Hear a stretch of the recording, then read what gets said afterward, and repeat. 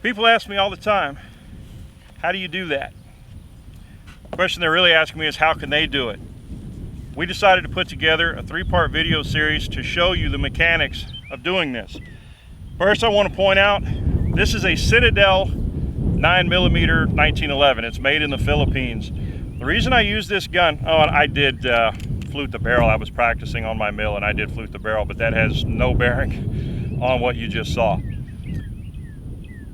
Again, this is a 1911 made in the Philippines. It's about 500 bucks. The reason I use this is I want you to see you don't have to have special stuff, tricked out guns to do this sort of thing. A lot of the guns I have are tricked out, and that's why I chose this one instead of one of those. Equate it to playing golf with Tiger Woods' clubs. If the shooter, or the player, if it's the clubs, if the shooter doesn't have the ability, it doesn't matter how tricked out the gun is. Foundation is the shooter. This particular video is the first in a series of 3 on how to shoot faster. In this video, we're going to focus on grip, the foundation of recoil management, which is the foundation of shooting faster. First thing we have to understand is the grip of the firearm. And the most important thing to remember there, at least in my opinion, is that the grip begins the second you make contact with the weapon, whether it be in a holster or on a table. This is why I lay my guns on the table, usually slide lock open, chamber up, because I'm right-handed. So when I grab the weapon, I've got positive control of it from the moment I make contact with the weapon.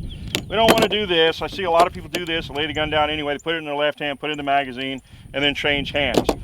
Your grip is the command of the weapon, and it should be established from the moment you make contact with the weapon. This is extremely important. I pick up my weapon, I've got my solid grip established. Turn over here.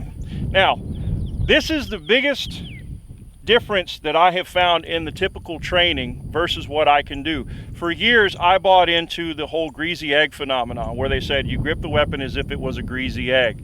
So you want to hold it, but you don't want to break it. Now, that was in classes that were geared toward, well, let's just be honest, it was NRA classes. And NRA is kind of politically correct in some ways when it comes to, and I'm speaking as an instructor and a lifelong student of NRA. I love what they do, but in some of the things they're politically correct, such as in the beginning classes, you cannot call a firearm a weapon, okay? Along that vein, when I learned in the very beginning how to properly grip, they gave me the greasy egg explanation. As I continued on and used a weapon professionally, it occurred to me that in the heat of confrontation, or shoot, even in the heat of competition, who has the presence of mind to go, oh, is that a greasy egg? Is that a firm handshake? So I began to grip the weapon tightly. I'm gripping it so tight now I'm starting to shake even. I'm exaggerating a little bit. The reason being is because I know that's what I'm going to do.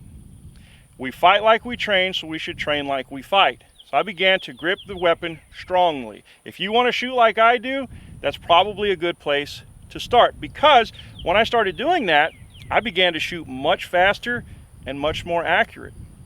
Secondly, I was always under the impression that you could not control the recoil of a firearm. You just kind of had to let it do its thing and then reestablish your sight picture. As I moved forward, first changing my grip, I could tell that I was establishing my sight picture even faster. So I began to do what I was doing and sort of extrapolating it out. Having said that, we're going to move into your reaction hand and where it goes on the gun. Notice here, notice also I've got my finger indexed along the frame and outside of the trigger guard, that is. That's where you need to be. Outside here, don't do this. Here, this is where you need to be. Once you've done that, you'll see a lot of open real estate here. I want to close that up because positive contact with the weapon is what's going to cause me to control it. So I take the heel of my reaction hand and I close this up as best I can, squeezing. I got 4 fingers over 3, as you can see, and then I squeeze. Notice where my thumbs lie, and I'm okay with that. My thumbs point right at the target as I begin to engage the target. I'm pushing here, I'm pulling here, and I'm squeezing together. And with this, I'm going to lay the foundation of shooting fast.